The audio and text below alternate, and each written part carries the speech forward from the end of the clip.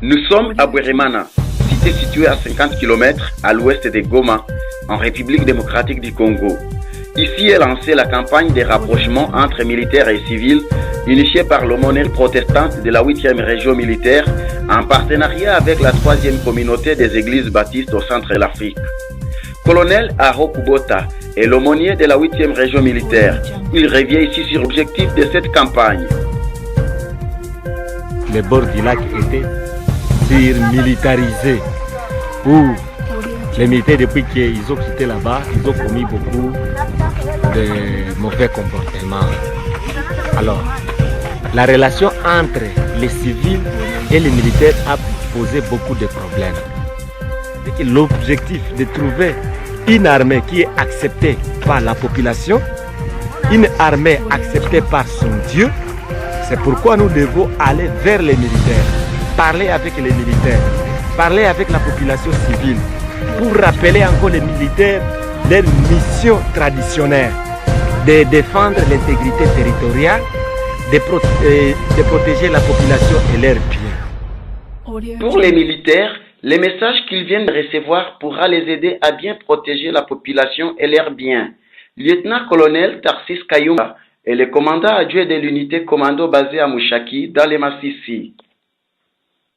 La valeur ajoutée que nous venons de recevoir, c'est cet après-midi, pour que nos militaires puissent encore s'approprier le pays et s'approprier tout, ne pas aller faire des viols, des vols ou traumatiser la population. Non.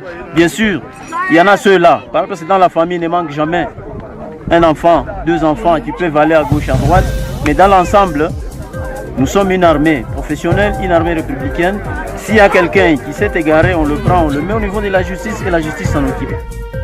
La population civile qui loue cette initiative voudrait voir que ce genre de rencontres se multiplient pour créer une confiance mutuelle entre civils et militaires. Ninafurahi kwa mafundisho ambayo inapitika hapa. Je me réjouis de cet enseignement que nous venons d'avoir. Auparavant, on vivait comme chat et souris entre civils et militaires. Nos relations n'étaient pas au beau fixe. Mais aujourd'hui, grâce à cet enseignement, je pense que nous allons nous entendre et cette méfiance va disparaître.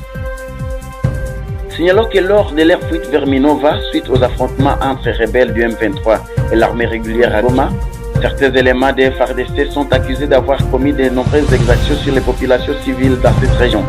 À ce jour, les autorités militaires des FARDC cherchent à redorer leur image pour gagner la confiance de la population. Goma, Gaston Ngoma pour Ouraki News. À suivre, n'a la télé 24, ma série ça a raté. Image de mon bangé. La télé 24, bon banga pamba. Bon banga pamba. Télé 24, mon bimba. Télé 24 Live, votre réseau d'information.